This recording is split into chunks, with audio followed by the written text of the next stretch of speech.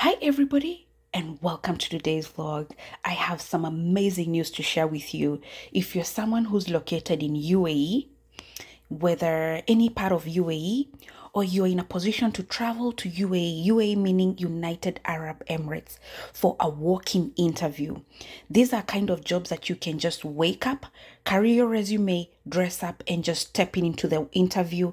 And if you're lucky enough, you can end up getting that job that exact day, or if they ask you to come the next day for an interview, you have an opportunity to attend an interview and progress without even sending your resume prior. I will explain further. So let me just tell you what company is recruiting. It's called Air Arabia. Air Arabia is the national carrier of Sharjah. Sharjah is a city located in United Arab Emirates. Majority of you guys know Dubai. Dubai is very famous. So Dubai is one of the city in United Arab Emirates, and Sharjah is also another city in UAE. So Sharjah has a national carrier called Air Arabia. They are currently having open day. And as I told you before, open days are just walk in. You can just walk in and submit your resume, go through the entire process of the interview, and if that's your day for you to receive that contract, you will definitely get it. So on the 23rd of February, they want you guys to go to Abu Dhabi. So they're having the walk-in interviews in Abu Dhabi, the capital city of UAE. You're learning a lot in this video, right? So Abu Dhabi is the capital city of UAE on the 23rd of February, and it's a walk-in. I'm going to talk about the timings and the dates and the venue because they already shared this information. But before I do that, let me just tell you guys, you need to prepare. You're right. As much as you need this job, you just don't want to wake up and just put on whatever you want to put on and go for the interview. You want to dress to impress. You want to walk to impress. And whatever you say, because this is an opportunity that you will never probably get anytime sooner. So you want to go there and give it your best shot. So first things first, things to prepare is that very day on the 23rd, make sure that you take a shower in the morning before you start leaving so that you look fresh. You want your face to be nice and moisturized for ladies and for men too. So make sure you have a nice suit, make sure that your suit looks nice. You have a nice buttoned shirt inside for a man. For men, kindly put on a tie, all right, that matches your suits. And I always advise you guys to always wear suits that are on the dark. All right, and the dull colors that I'm talking about are colors like black, navy blue, brown, maroon. Those dull colors are usually the best because they look more professional. If you want more details on how you're supposed to dress up, how you're supposed to do your hair for both men and female, your shoes, especially for ladies, those high heels you're going to wear, make sure that they are closed toes, not those open kind of shoes. If you want more details on that, I do have a video on how to dress up when you're going for a cabin crew interview. Make sure you visit my YouTube and peruse around. You're gonna see that video for both male and female so that you can get more information on how to prepare. You guys don't have enough time, but you have time to know at least what you're supposed to wear so you know the do's and the do nots. Okay, that's for dress code. For documents, they haven't specified what documents you're supposed to carry. However, as a prepared cabin crew, someone who really wants to get this job, I suggest bring these documents just so that you are on the safer side. Number one, up to date a resume. So make sure that your resume is up to date. All right. So if you're currently working, make sure that the job that you're currently at or in working at is on your resume. All right, that's number one, up to date resume or CV. Some people may call it like that. Number two, carry a copy of your passport copy. The passport, the travel document that you use to go to the airport. The passport, not the picture, the passport copy. Take a photo or a copy of that page where it has your picture and carry it with you. Number three, carry some photographs, some photos of you have on a passport copy a passport, yeah, photo, and a full-size photo with you dressed up in, your official attire. Make sure you smile, looking at your, at the lens of the camera. Your teeth are there shining. If you're a lady, make sure you have some lipstick on. Go take those photos as if you're going for that interview. The same way you're going to look, make sure that you look as beautiful as you're going to be on that interview date. All right. And lastly, make sure that those documents are in a nice envelope so that you look organized. Yeah. So, yeah, I want you guys to go ready so that you go and get the job that you really wanted. So, prepare yourself. And the other thing that I would urge you guys to prepare, go through those interview questions. I have them on my YouTube channel. And there are so many people who have successfully gotten into these jobs just by watching my channel, because I give you tips on how to answer questions. So browse through my YouTube, see the kind of question they ask you on a walk-in interview, because they do not have time to give you 5 minutes to answer a question. Some of them you'll just go drop your resume and they ask you, why are you here? Or why do you want to be a cabin crew? Or kindly introduce yourself. That 2 seconds of you saying my name, I'm from this country, this is my age, and why you want this job, that 2 seconds is enough for them to tell you whether you will progress or whether they will give you an unfortunate answer that you don't want to hear. So make sure you practice. Look yourself in the mirror. Try, ask your friend to ask you this question, and you yourself try answering so that you can, be confident. In future, guys, I'm preparing a system where I can be doing one-on-one mock interviews with you, where we can do like a live, and you come here if you have an interview coming up soon. I can walk you through the interviews as you try answer so that you can practice with me. It's something that I'm trying to prepare, so that we can have more mock interviews, so that we can also all get prepared together. Okay. All right. So now that I've told you what to prepare, allow me to now give you the location, the venue, the time where this interview is going to be. It's with Air Arabia, as you can see on your screens. Cabin Crew Open Day in Abu Dhabi on 23rd February 2025. Okay. Let's just scroll down here. They say, special note, we invite walk-in candidates for Open Day in Abu Dhabi on 23rd February 2025 with details below. Number 1, venue. You want to know where the venue is, because remember, they won't send you this email. Because remember, you're not going to apply prior. So they're giving you where the venue is. The venue will be in Abu Dhabi in a hotel called Park Rotana Hotel. And this is in Abu Dhabi. All right, the location, they are kind enough to give you where the location is. So if you get into an Uber, or you get into, if someone is driving you over there, tell them to go to Al Salam Street, Eastern Ring Road, Abu Dhabi, Emirates of Abu Dhabi. That's the road that you're supposed to go. That's the location. And that road is going to lead you to Park Rotana Hotel in Abu Dhabi. The date for this walk-in interview will be on the 23rd February 2025. Time, guys, listen up. The time is 9 a.m. If you arrive there 10 a.m., they probably will have finished with the interview. I already told you my personal story of my interview that I attended with Etihad.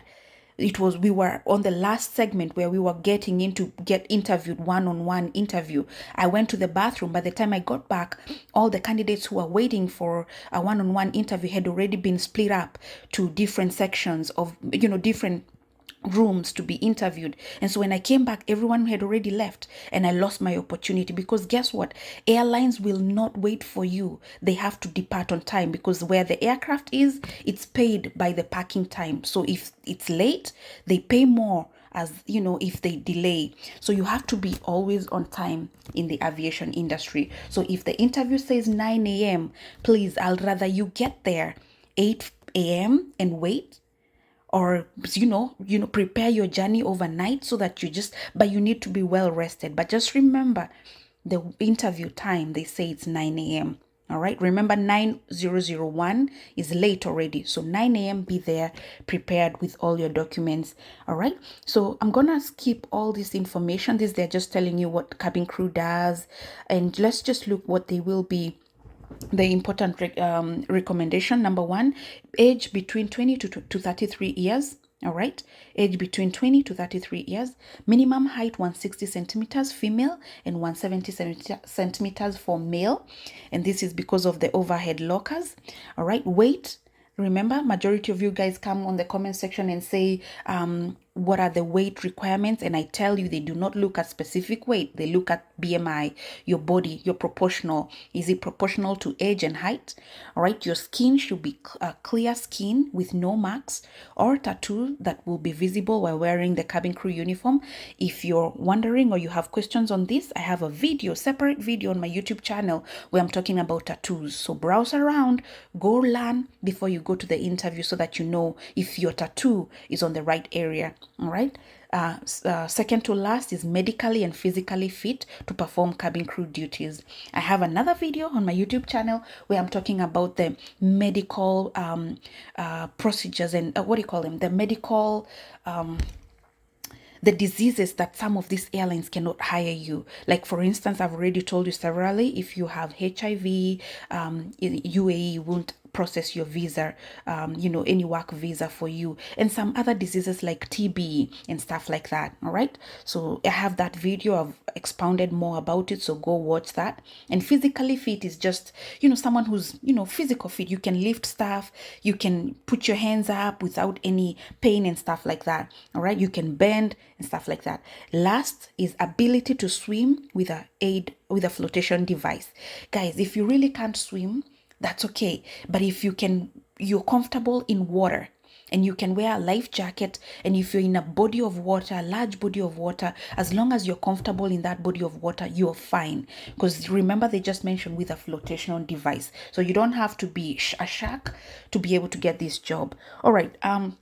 Let's talk about the last qualifications that they're looking at, the academic training in languages. Number one, diploma or high secondary certificate is acceptable for this role. A diploma in travel and tourism is a plus. So if you have this diploma, travel and tourism, that's an added advantage. But if you don't, that's okay. As long as you finished high school and you do have your high school certificate or a diploma, that's good. Number two, training in first aid, safety, and emergency procedures are an added advantage. So if you have those first aids, those are an added advantage.